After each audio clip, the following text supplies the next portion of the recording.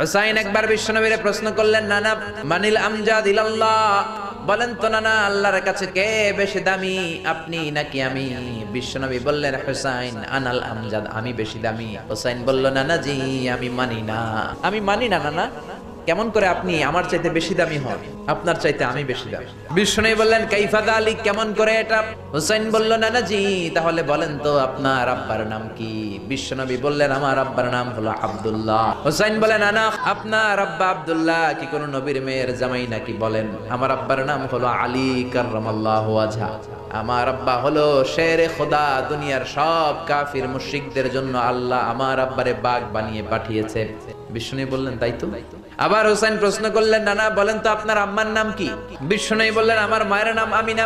হুসাইন বলল, নানা জি জান্নাতে সর্বপ্রথম যেই মহিলাটা ঢুকবেন ওই মহিলাটা হলো আমার আম্মা জান ফাতিমা। বিশ্বনবী